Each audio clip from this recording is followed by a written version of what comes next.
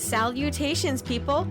Welcome to Page 3 Killers, Murders That Went Unnoticed, a podcast where we dive into the murder cases that went unnoticed by our nation's newspapers. Hi, Shay. Hi, John. Hello, everyone. Hi, guys. Welcome back. Welcome to Page 3 Killers, Murders That Went Unnoticed, Season 2, Episode 33, and maybe Episode 34. There's definitely, I have 15 pages of notes, so it's definitely going to be a two-parter. We're going to have to split it into 2 episodes. So, this episode, we're going to talk about his early life, his military service, and his first victims. It's a cliffhanger. Yeah. And then the second episode will most likely cover the only surviving, or one of the surviving victims, and that basically leads to him getting caught. And I just realized I forgot to say what this case we were going to be talking about is. We are heading to England for this two-parter. I know we did a two-parter last season that was here in the United States. So this time we are looking at the Blackout Ripper, which is Gordon Cummins. They just name everything in England the Ripper. Well, I'm just going to throw this out there. This is going to be a very graphic episode. So if you're squeamish, do not tune in for this. Because there is some elements of like Jack the Ripper type behavior for this guy. What do you mean don't tune in? I'm saying, are you trying to kill our numbers, babe? I'm just saying if there's some very descriptive. You know what Joe Rogan doesn't do? He doesn't tell tuners not to tune in. Well, I'm just saying, like, if somebody's uncomfortable listening to that, they shouldn't listen to it. Or just listen to it on silent, so we get our numbers. Make sure you download the episode, guys. Well, if they've downloaded it, they can't listen to it without downloading it. Well, yeah, you can. You can download it and then not listen to it. Yeah, I know, but if they're listening to us right now, they've already downloaded it. So thanks. But yeah, I did want to give a bit of a warning. Once we get into the gory stuff, I will try to remember to say like, hey, give us 5 minutes and then come back. But once we get into the killings, yeah, there's not much. So listen for all the boring parts when the exciting parts come in. Yeah, exactly. So before we move in too far into our episode, we want to give some shout outs to our patrons on Patreon. And actually, I took this from an old episode, so it does not have our updated. So thank you to Christy Bryson, Chelsea Hargrett, and Stacey Fragale. Thank you guys so much for donating on Patreon. We appreciate your guys' support. If you out there want to support the podcast, you can hit us up on Patreon and join our Prime Suspects for as little as $1 a month. Or you can like, share, and subscribe, which is free. You get early uploads. Yes. Extra content. And most importantly, you get to flex on the other 75 people who listen to our podcast. That's true. All right. So for the news, short, sweet, and simple this time. Both CD side and not. What year? Oh, this is I believe 1942. 1942. 1941 through 1942. Gotcha. So, yeah. Hitler was going on. Hitler was going on. Yeah, so we are in the heights of the World War II. At this time, Britain is being bombed, by the... By the what? Do you not know who... Oh, my God. I can't... What country Hitler was from? No, the German Luftwaffe. Right? Oh, okay. I was trying to, remember how to pronounce that. Yeah. Gotcha. So they're in the middle of blackouts through the city. Most of the children have been moved to the countrysides. So I just want to be clear. We just did all of our news and CD side. there's literally nothing else going on. Yeah, so at the same time, concentration camps going on. That's it. Well, no, they weren't even known about yet. Yeah, they weren't even known yet. So, yeah, so a lot of shitty stuff was going on in the world. Yeah. So that's our news. Now we're gonna roll right in. First time ever, right, guys? For everyone who wants to complain about all of the news and get right to the killings. Yeah. There you go. All right, so we're gonna talk about Gordon Franklin, or Frederick. Sorry, it's Frederick Cummins. Oh man, I don't know why I said Franklin. I saw Fred, and I just made up the the last part. Yeah, it's Gordon Frederick Cummins, and as I said, he is a British serial killer, known as the Blackout Killer, the Blackout Ripper, or the Wartime Ripper, which was also another popular name given to him by the media at the time in England. You know what's the first thing I think of when I think of World War II? What? That would have been a good time to start a killing spree. Yeah. Obviously, he's able to get away with it for a long enough amount of time because there's just no resources. Ain't no one paying attention. People they're busy trying to hold the city together, hold London together, through, bombings every night kind of thing. Like, so yeah, cops are kind of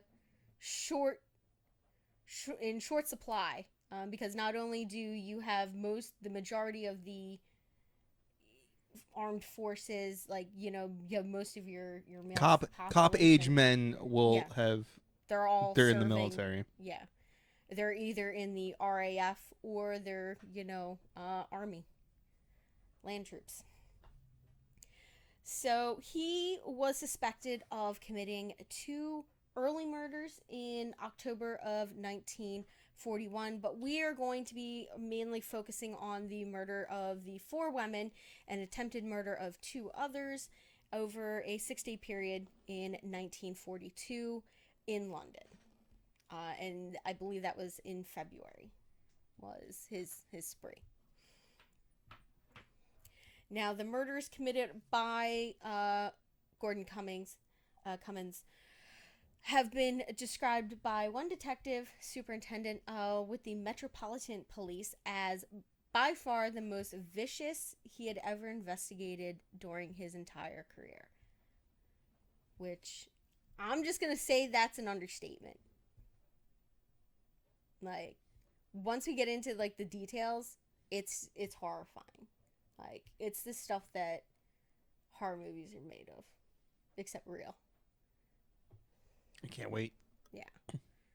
Like, I'm just saying, if you like gory movies, then this guy would be an excellent candidate for some sort of movie. So you're saying I need to write a screenplay? All right. So for his early life, Gordon was born in Urswick, New Yorkshire, on the 18th of February in 1914. Now, he was the first of 4 children born to his parents, John and Amelia. Now, his father was a civil servant who ran a school for delinquent youths, and his mother was a housewife, as most women were in the 40s. Now, as a child, I should say in the 20s. Teens and 20s. The first teens and 20s. Yeah. Damn it. And by first, I mean, like, I don't know how many. Yeah, you hear... Was that the 19th? Teens and 20s? Oh, you're from the late 1990s. No, go fuck yourselves. All these 20th century millennials running around. Yeah. Kill yourself. Be nice, hon. Calm down. Now, as a child, he received a private education at the Landovery. Yeah, it sounds good. In South Wales, which Wales is technically a different country. It's separate. For all of our British listeners out there that did point out that they were happy that I knew that Wales was technically separate. The fact that you know whales exist makes them happy. Yeah. Now, in his years at that school, he was described as unremarkable, average, so to speak. So no, he didn't stand out. He wasn't a troublemaker or anything like that. He just unremarkable. Now, teachers later recollected that he was more preoccupied with socializing than his studies. So he wasn't a very studious person. Nonetheless, he did obtain a diploma in chemistry at the age of 16. Well, they majors in high school. Yeah, and after completing his schooling in 1930, he attended the Northampton College of Technology, which he abandoned those studies a couple years later on November 1st, 1932. At age 18, he moved to Newcastle, where he briefly worked as an industrial chemist. He was dismissed from his job after 5 months, so he did not stay there very long. He then, in 1933, in August, obtained employment as a tanner in Northampton. After 13 months, he was fired from this employer for his poor timekeeping. So my guess is he showed up late left early a lot. Now, after that... or he lied on his timesheet. Yeah, that could be it. Now, after he alternated between part-time jobs and casual labor for the rest of the time after that. Now, in October of 1934, he relocated to London. All right, he obtained a job as a leather dresser in a clothing factory and earned £3 a week. Ballin'. Yeah, I guess so. £3 a week. I don't know what the average pay for something like that in the 1930s was, early 1930s. So I can't imagine that was terrible pay, but to like right now, just because of like inflation and stuff, like it's hard to even understand what that surmounted to. I mean, you average 3% a year, give or take. Yeah. Now, he later trained to become a foreman at this firm. Now, while residing in London, Gordon developed a desire to live the life of an aristocrat. On $3 a week. I told you he was balling. Yeah. So he frequented hotels and clubs in the East End of London, where he would falsely claim to be the illegitimate son of a peer, and also claimed to receive an allowance from that fabled individual. Now, to support his his lies, he refined his accent to emulate that of an Oxfordian? Somebody from Oxford. Yeah. I imagine it's a little bit more hoity-toity. Yeah. More learned. Definitely a little bit more highbrow. And insist on being referred to as the Honorable Gordon Cummins. Now, he also frequently engaged in acts of theft or embezzlement to financially maintain his facade. He would regularly brag to colleagues of his sexual exploits with local women. Now, to his employers, his extravagant lifestyle impacted his work performance, and he was fired from his jobs, because of that. Now, shortly thereafter, Cummins moved into his brother's flat in Queensmews on Bayswater. as he considered his next move. In early 1935, he decided he was going to volunteer to join the Royal Air Force, which is the RAF. Now, he enlisted in the Aircrew Reception Center at Regency Park, London. So, Cummins initially trained as a rigger, tasked with undertaking flight checks on aircrafts. I guess if you're going to be in the RAF in a possible war situation later on, you would want that kind of position instead of the person flying the plane. Yes. Yeah. You're just fixing them, checking them before they take out, you know? Now, his superiors considered Gordon to be an ambitious individual, although he was not popular among his fellow servicemen. They resented his boastful attitude and his claims that he hailed from nobility. These false claims to hail from the aristocracy basically earned him a derogatory nickname. They called him the Duke. I don't know. Like, I could see how he would, like, think that that's cool. Like, oh, they're calling me the Duke. Like,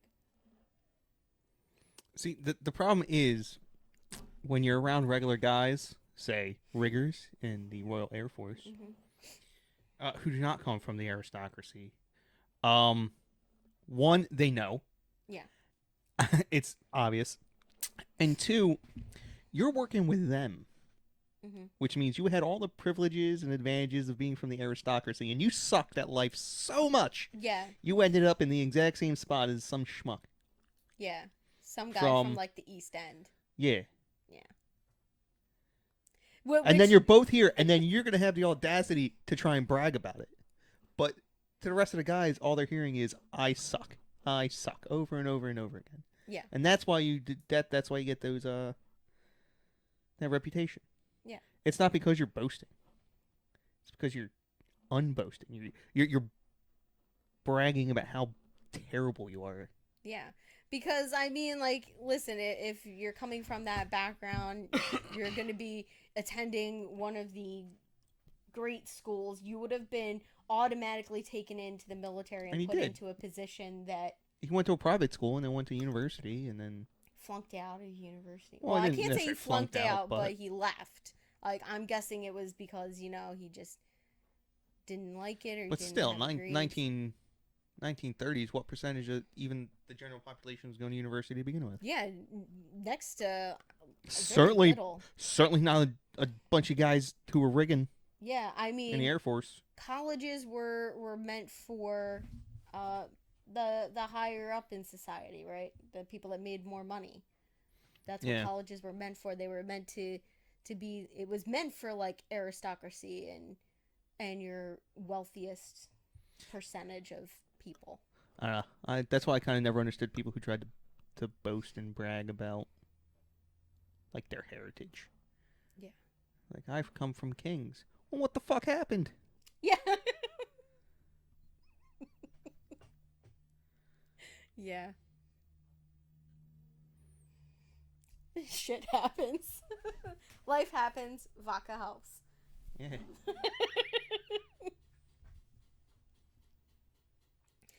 All right, so he got that nickname, and then in May of 1936, he became acquainted with a woman. Her name was Marjorie Stevens, and she was the secretary of the West End Theater, the West End Theater producer. Now, the two met at the Empire Air Day air show in the village of Henlow. I'm probably butchering that severely, but if our British listeners are out there, please let me know. To be fair, we've probably butchered every British name on here so far. there's some that I've heard that I know that I didn't mispronounce, but there one or two maybe, yes. Now, following a 7-month courtship, they get married at the Paddington Registry Office on December 28th. Aww. Now, they have no children, and I believe they remained married all the way through his up to his like I know she was married to him while he committed these murders, and because I've seen a documentary series about this guy, and then there's even a dramatized series that they did about this guy, which was really good. I'll put them down in the notes for you guys. Now, on October 25th of 1939, shortly after the outbreak of World War II, Cummins was transferred to Helensborough of Dunbartonshire. Which Which, Sheer. so that like that whole thing could be pronounced like Helensborough Dunbartonshire. Yeah, that's probably closer, because it's not pronounced like Shire. I bet It's it's probably something like Dunbartonshire. Yeah.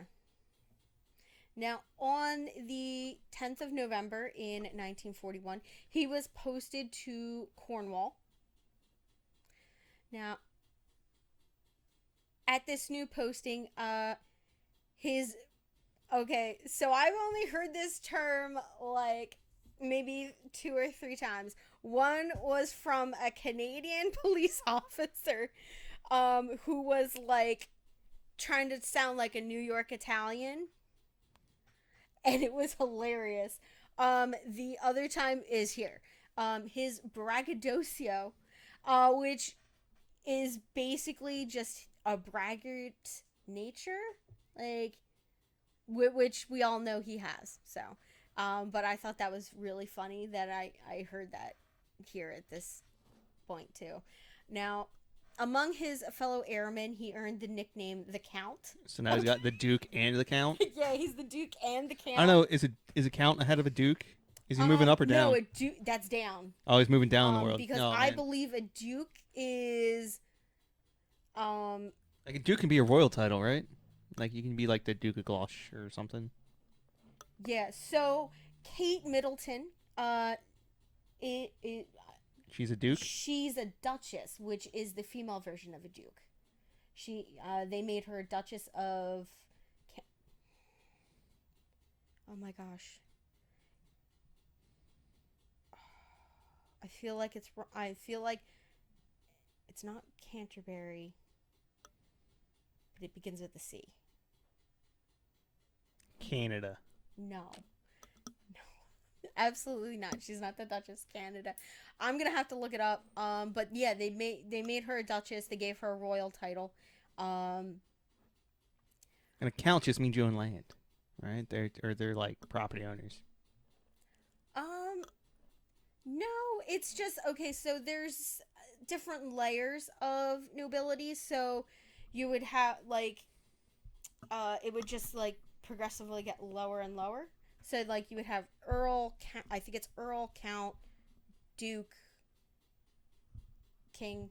I know there's a Marquis in there somewhere. But yeah, there's like levels, and each level is a little bit higher than the other one. So you have it could be a Viscount would be higher. I'm not sure.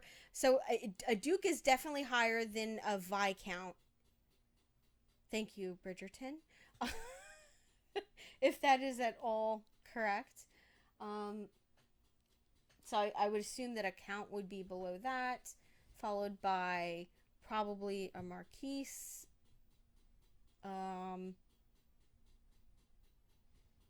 or Earl, or something like that. Yeah. So he earned himself another nickname. So yeah, everybody just thinks he sucks. Now, the following January, having accrued his over 1,000 hours of flight time experience, he appeared before the Royal Air Force Selection Board to take an aviation exam. Now, his exemplary performance earned him a transfer to the Air Crew Receiving Center. Oh, okay, here we go. So a count is not English. Count is the equivalent of an earl. Yes, there we go. But a count is not. It's non-English. Yeah. That's the other. It's the continent. Yeah, the continent uses count. Yeah. Okay. So he took his aviation exam. He got moved over to the Air Crew Receiving Center at Regency Park, where he was stationed with 3 other men. 300 men, sorry. Now, Gordon was ordered to report for duty at 10 a.m. on February the 2nd of 1942. So now that we've talked about so at the time that he's committing these murders, he is still part of the RAF. So just keep that in mind. I will be bringing it up several times throughout this. But yeah, so he's still active in the Air Force at this time, which is probably what was shocking the most to people. I mean, to me, the murders themselves were very shocking. But the fact that it was a serviceman, that would have people would have greatly respected anybody that was in the military, especially at this time because of like national pride kind of thing. So if you were serving the country in that way, then that was seen as like the paragon of society kind of thing. I know that definitely here we have there are a large portion of the country that is very supportive of our active military.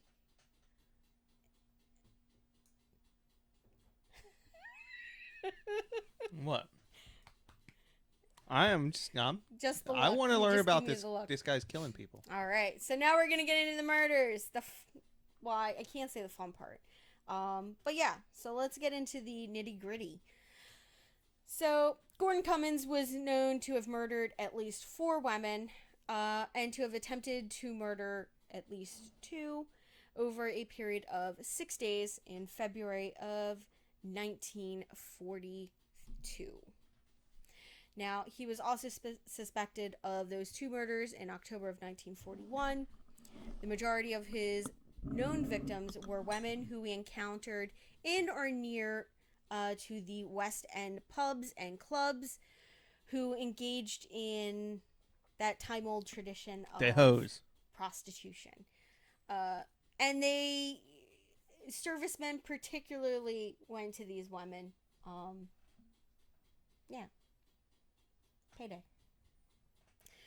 You don't even know. 1st and 15th. Every bar throws some sort of 1st and 15th every month. All right. Because that's when you get paid. That's when the paychecks drop. That's when you got to avoid going to the bars. Yep. Now, the air raids upon London and other British cities throughout World War II resulted in enforced nighttime blackout measures. So basically, they were under order to not have any lights on, because any lights would act as a signal to the Luftwaffe and give them an area to drop bombs. So by having a complete blackout of the city, it was hard for them to tell where things were to drop bombs.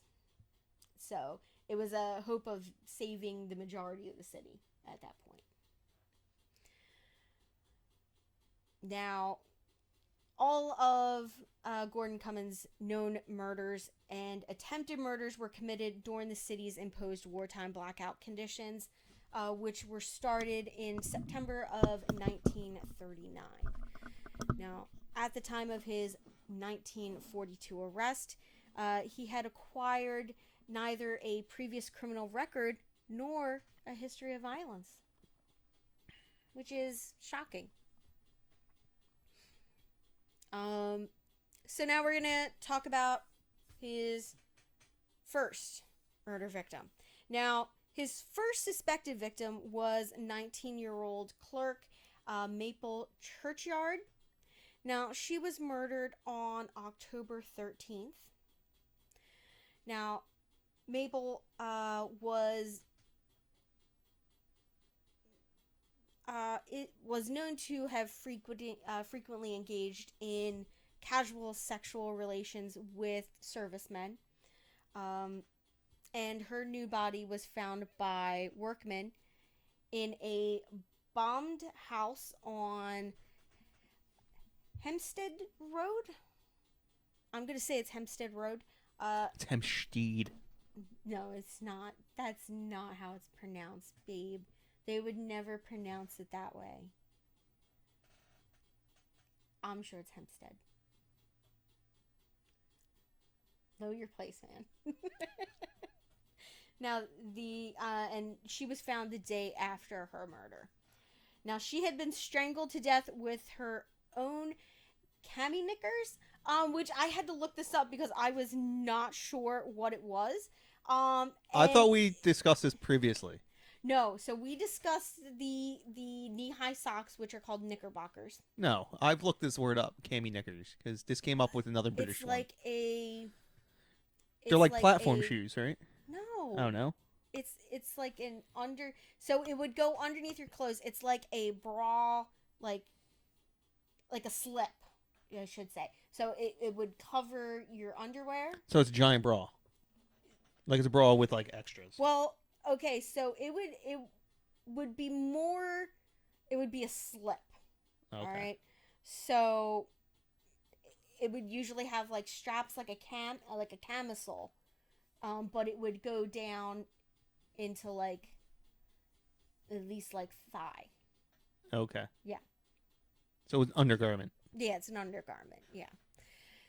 Now the pathologist described individually the individual who committed the murder as being a left-handed individual. Now the bruises around Maple Churchyard's neck indicated her murderer had more strength in his left hand than his right. In addition, her handbag had been emptied and several contents of that purse were missing. See, lefties, they got it rough. They're only 10%. Yeah. Like, it's a lot easier to find you when you eliminate 90% of the population. That's true. Unless you're, like, ambidextrous, and you can just, like, fuck with the cops. Just imagine that interview. Well, sir, I switched back and forth between my dominant hand and my slightly less dominant hand, just to mess with you.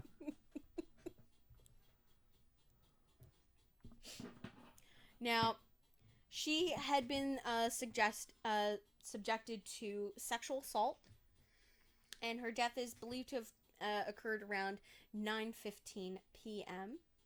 Now, 4 days later, on October 17th, a 48-year-old widow named Edith Eleanor Humphreys was found laying upon her bed in her Regency Park home. She had been extensively bludgeoned about the face and head before her assailant had attempted to strangle her, and then he slit her throat. Now, Edith had also suffered a single stab wound to her skull, which had penetrated her brain. Now, when she was found, she was still alive, but she died shortly after her admission into the hospital. Now, the door to her property was left ajar, and the investigators found no signs of forced entry into her home. Now, several items of jewelry had been stolen from her home. Now, at the time of these two murders, Gordon Cummins was stationed in Colnier? Colner? Is that Killarney? Col- No, it's not.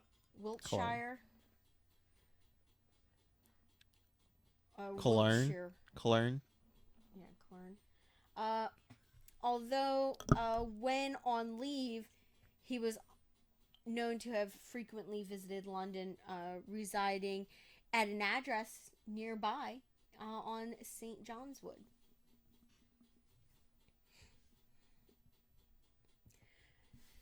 So now we're going to jump ahead to Sunday, the 8th of February in 1942. Now, Gordon left an RAF establishment in St. John's Wood to visit his wife at the flat that they rented in Southwark.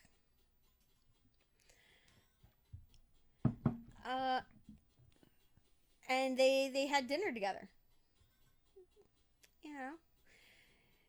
He then asked his wife if he could borrow some money, with the explanation that he intended to visit the West End for a night on the town. So Marjorie gave her husband a £1 note, which I looked up, and in 2021, it would have been roughly about 47 pounds.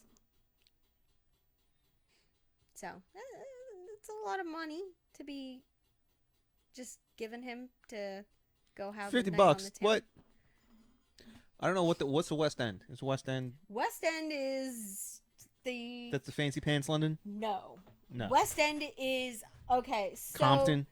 Like Whitechapel. America. Oh, okay. So that would probably be like, for reference. We're talking like Trenton. We're talking Trenton, or even worse, we're heading into Philly, Crackhead Row. Oh, so we're heading to Kensington. Kensington, yes. Talking south of Frankfurt. It would be like a rough area. All right. I mean, it's not as bad as it was. Like, at this time, it's not as bad as it was in the 1800s, but it's a very poor area. So you're talking cheap beer? Yeah. Okay. So, I mean, that money is going to go a long way there. Also, probably a lot of prostitution there. You know? Now... Nickel pints. Oh, man, that'd be great. Yeah.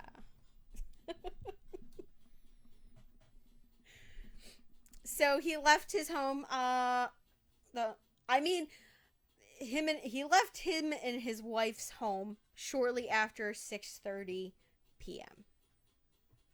I don't know, what do British people call 10-cent piece? We called it, well, nickel's a 5-cent piece. Dime pints. I don't know, what's $50 get you in like, I don't know. Yeah, it'll get you. It's like 20 beers, so yeah. Yeah, it's a nickel pints. It's one hell of a night. Yeah. So we're gonna talk about his first victim, which is confirmed victim. Yeah, this is a confirmed victim, Evelyn Margaret Hamilton. Now, the following morning, on February 9th, the body of 41-year-old pharmacist Evelyn Hamilton was discovered by an electrician named Harold Batchelor? Yeah, Batchelor. I was like, okay. It's like not Cumberbatch. But Batchelor. God, I love Benedict Cumberbatch. I just love his name. Need you to calm down. Yeah. Now, she was found in a street-level air raid shelter, Montague Place. French political thinker from the 1600s. Yep. Now, her clothes had been disarranged, and her scarf wound about her head. So there were scuff marks to her shoes, and a broken section of mortar scattered near her body, indicating that she had a fierce struggle with her attacker. Now, her skirt had been raised above her hips, and her underwear had been pulled down to about knee level, and her right breast was exposed. Now, her handbag contained approximately 80 pounds, had been stolen, although some of the contents were found spewed about on the pavement outside the air raid shelter. So think about it. Hold on. 80 pounds. 1 pound was basically $50. Yeah. So 80 pounds was like a lot more. Yeah. That would have been like $4,000. That, you know what? I'm wondering if that was like the day's earnings at the pharmacy. Oh, yeah. I guess that could have been. Maybe she was taking funds home or taking them for deposit somewhere. Huh. Yeah. I'm gonna say about $3,500. Yeah. Yep. So Evelyn's empty handbag was later found by a police officer on nearby Wyndham Street. Now, Windham. I'm gonna do this the whole episode. You're just gonna. It's Wyndham. Even I know that one. There were no fingerprints recovered from any of her possessions. Now, her body was identified by her landlady, Catherine Jones, on February 10th. Now, the day prior to her murder, she had resigned from her position managing a Hornchurch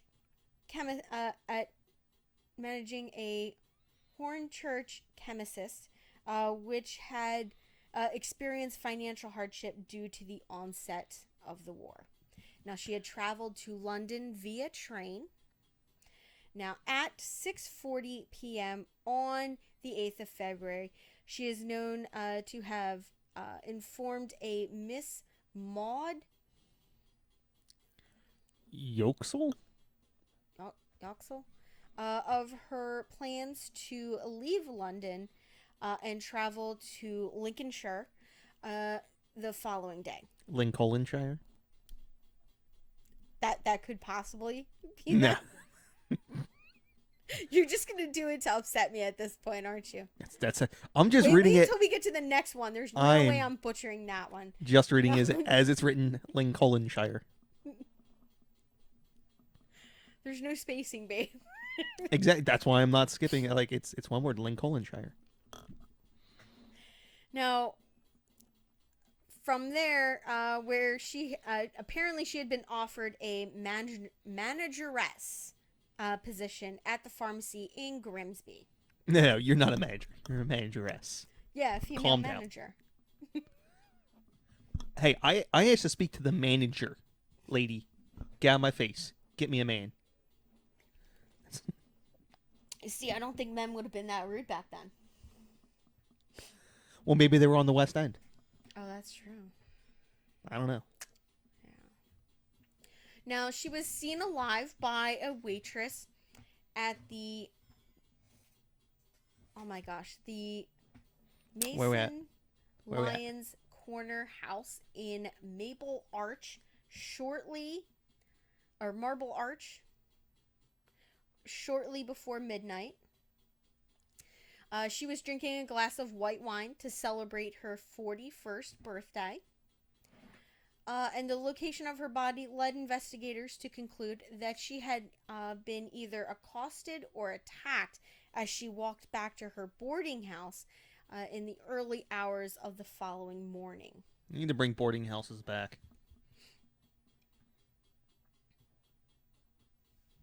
They do have them. They're called Airbnbs.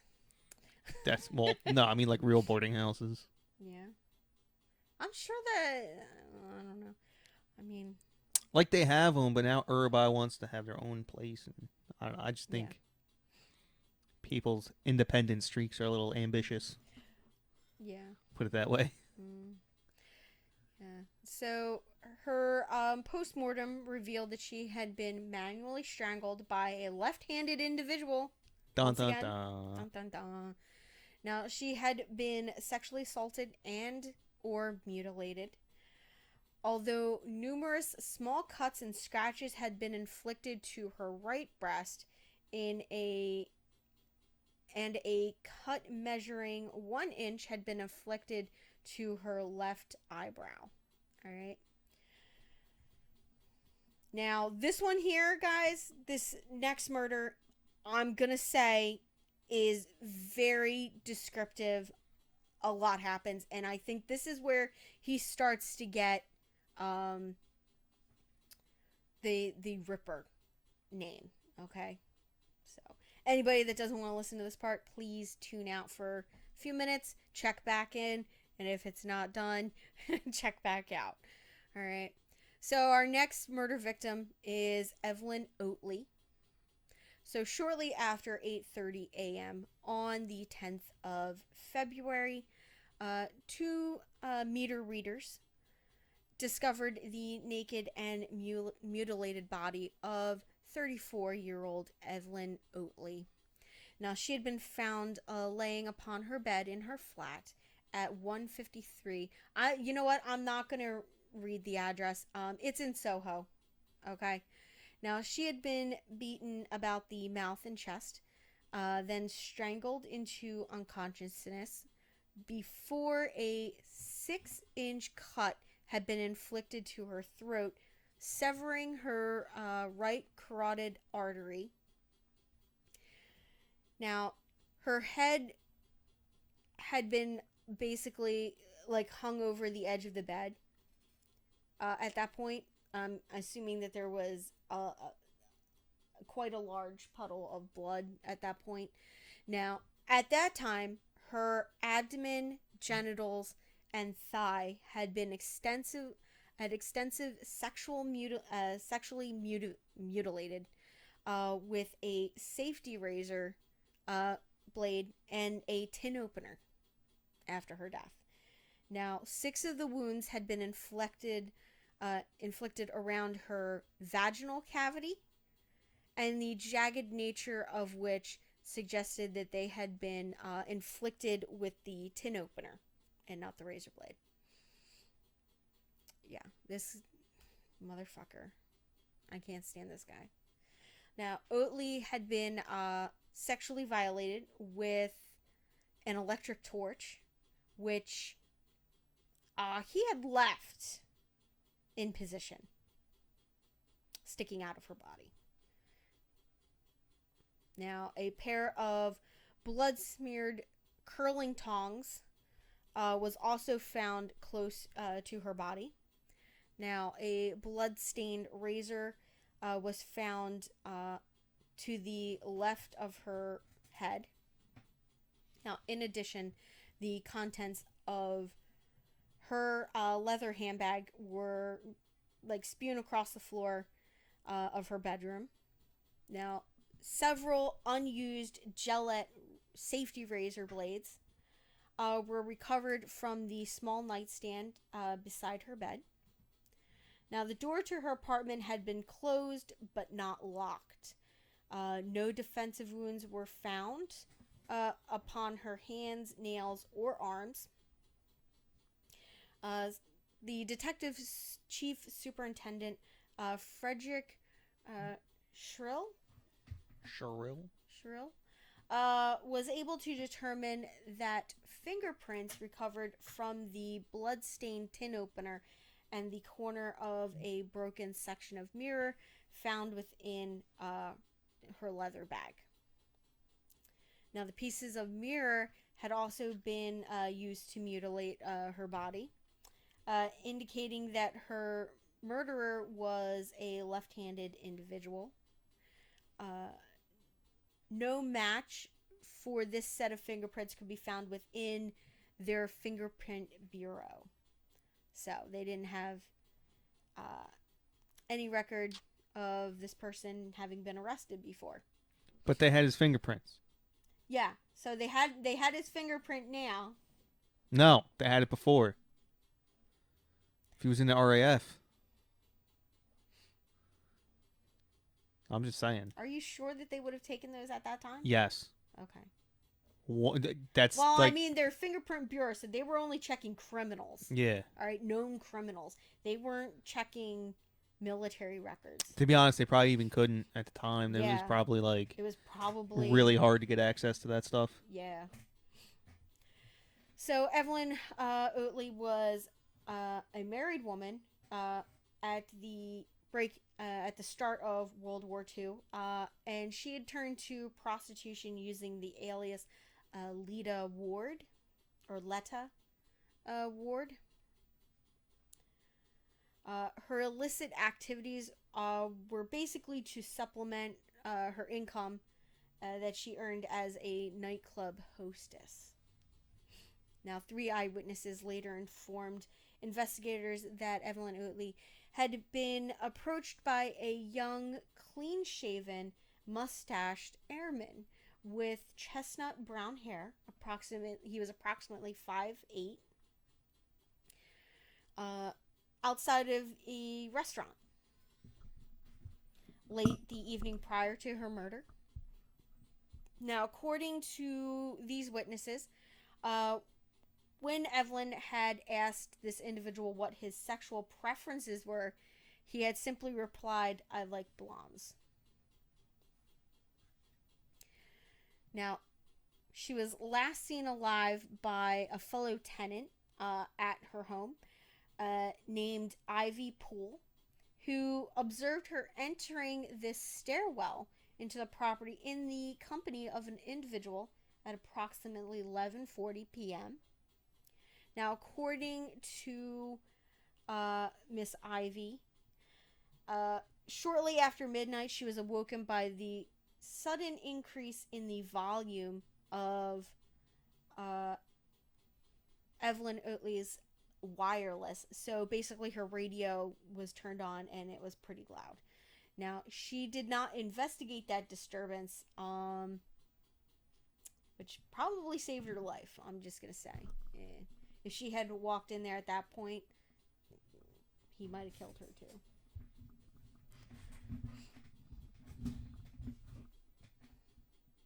All right. So now we're going to talk about our third victim, or our third proven murder victim. In the early hours of Wednesday, February 11th, a 43-year-old prostitute named Margaret Florence Lowe was found. Now, she was murdered in her flat on Ghostfield Street. Now, she was last seen alive by a neighbor named Florence Bartolini at approximately 1:15 a.m. Now, and she had been seen walking along the corridor to her flat in the company of a client. So Florence later heard the man exit Lowe's flat / apartment, walk down the corridor onto the street, and he was whistling to himself. Now, unfortunately, Margaret had remained undiscovered until the afternoon of February 13th, when her 15-year-old daughter, Barbara, visited her mother, only to be told by a neighbor that her mother had not been seen for 2 or 3 days. So she, I guess gets access to the apartment. It's weird. Cops get called. And she is found on her bed beneath the quilts, which were raised just above her chin. Now, she was on her back with her legs spread apart and her knees bent upwards. She had been extensively beaten and then strangled to death with a silk stocking, which was still knotted beneath the right side of her jaw. There was froth that was visible around her nose and mouth.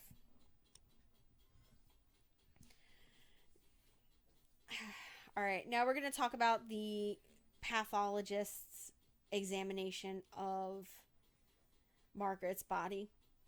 Now, Sir Bernard Spilsbury, yeah, remarked that the injuries inflicted by her murderer were quite dreadful, adding that the perpetrator was a savage sexual maniac who indulged in a wicked lust to perpetrate the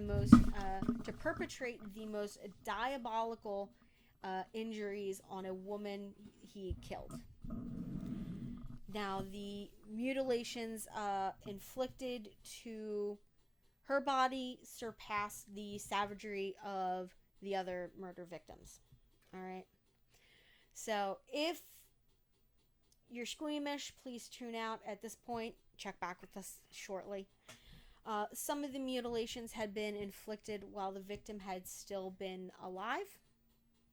This time, her body had been extensively slashed and mutilated with a variety of implements, including a razor blade, a vegetable knife, a table knife, and a poker, all of which were found either protruding from her body or beside her body.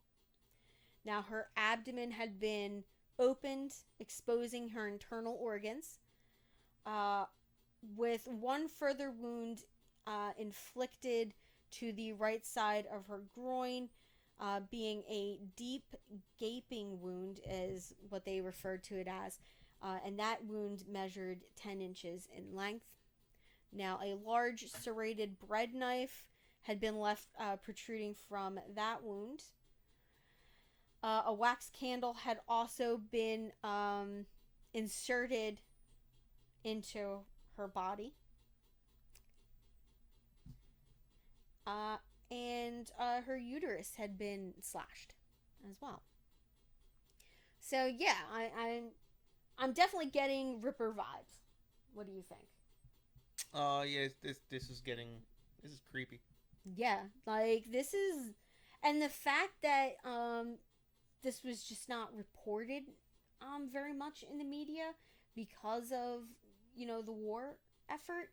Yeah, I mean, turns out when there's a guy trying to kill 100 million people, yeah, he takes precedent. Yeah. So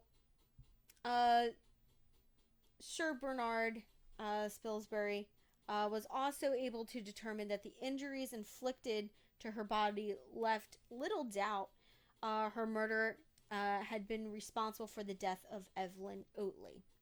Now, forensic experts recovered fingerprints from the base of the glass candlestick holder, standing upon when that was placed on her in her bedroom on the mantelpiece, plus a glass tumbler and a half-drunken bottle of Hammerston oatmeal stout. I'm guessing that's like a beer, right? It's a stout. Yeah, it's a type of beer that uses oatmeal instead of like corn or some other grain. Okay. They're tasty. Now I'm gonna have to try this Hammertons. Yeah. And that was found in the crime scene. Now, the fingerprints upon the glass candlestick holder were found to belong to the perpetrator's right hand. All right, so hold on, I just can't. So imagine, because this is the 1940s where commercials were like insane. So this is terrible. Just like the commercial on the radio. Hammerton's oatmeal stout preferred by 2 out of every 3 mass murderers.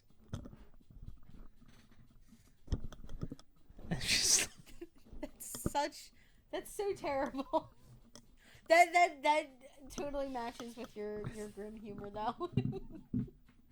Well, I'm just thinking, like, at the time, that was like what, like at the time you're allowed to say, like, yeah, oh, 9 out of 10 doctors prefer Pall Malls to Marlboro. Oh, yeah. Back when you were allowed to like smoke in your doctor's office, and they were like, the doctor was smoking. They prescribed it to you for like anxiety. Oh, you're anxious? Here, go puff on these for a while. Get some lung cancer while you're nicotine. At it. Yeah. Nicotine's isn't what's bad for you though. No, it's the other stuff that's in it. Although the nicotine is what's addictive, right?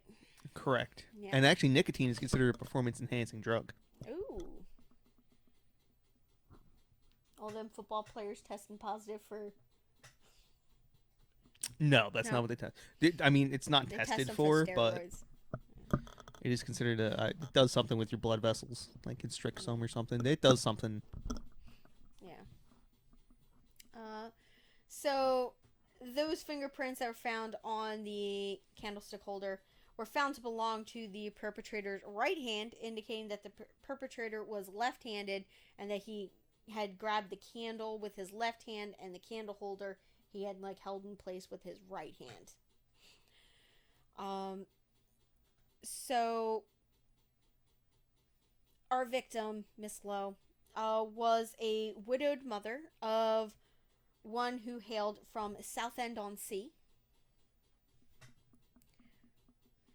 Following the death of her husband in 1932, she had sold the family's fancy goods business. She later enrolled her daughter in a boarding school before relocating alone to London, where she obtained employment as a house cleaner in 1934. Now, shortly thereafter, she began using the alias Peggy Campbell when she would engage in prostitution.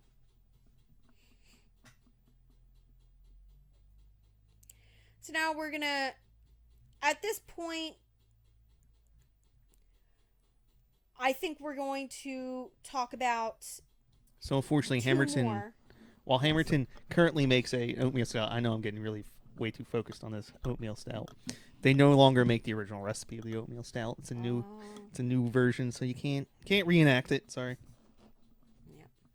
So we're gonna talk about two more victims, and then we are going to call it the end for part 1, and then we will move into part 2. All right. So our next victim is actually a surviving victim. She ends up surviving. All right. So her name is Catherine Macaulay. Macaulay. Really? No. Yeah, Macaulay. Macaulay? Or Mulkey. Mulkey? Okay. Yeah, that sounds a little bit more like it. Maybe it's like, so it's like German, like Mulkey. Yeah. Okay. Now, on Thursday, February 12th, Gordon Cummins, his next victim is 25-year-old prostitute, Catherine. Now, Catherine used the alias Kathleen King when she engaged in prostitution. Now, she agreed to take Gordon Cummins to her flat in nearby Southwick. It was nearby on Southwick Street.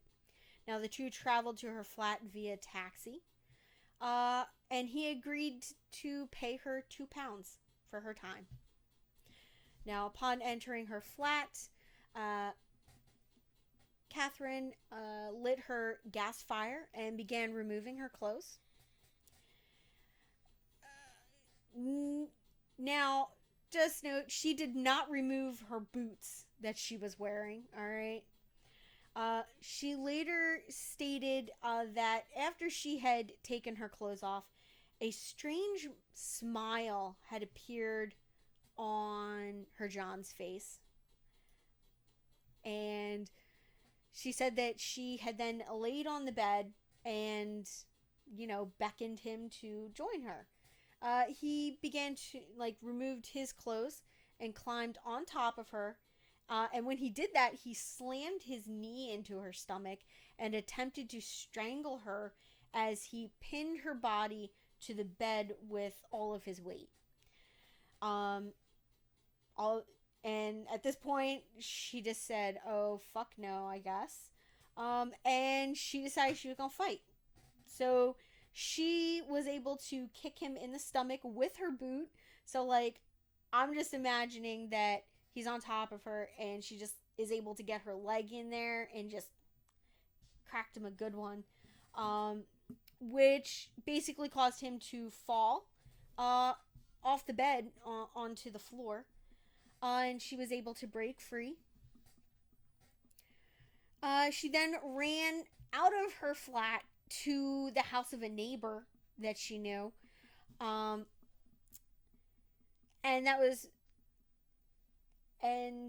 I believe he followed her, in an attempt to deter her from reporting the assault to police. So they said that Gordon Cummins partially dressed himself before approaching her neighbor's flat. He then gave her a further 8 one-pound notes stating, "I'm sorry, I think I've had too much to drink this evening." Yeah. And so she believed that he was the guy that murdered the other 2 victims, or the other three victims that they had heard about. At that point, Gordon Cummins decides he's leaving. He grabs his coat and fled, unwittingly leaving his RAF webbing belt at her address. You fool. Yeah. I mean, yeah. So, I mean, now, at this point, I feel like he's starting to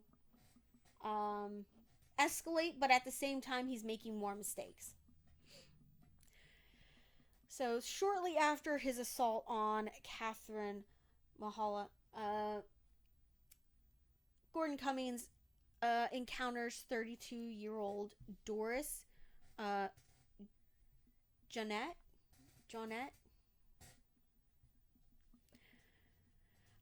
And she was also known by the name of Olga. Now, Doris was last seen alive at approximately 10:20 p.m. on February 12th by a friend named Beatrice Lang. Now, Beatrice and Doris drank a shot of whiskey at a corner house tea room together. Now, according to Lang, Doris stated she intended to visit a regular client whom she referred to as the captain. The two had then parted company on Oxford Street.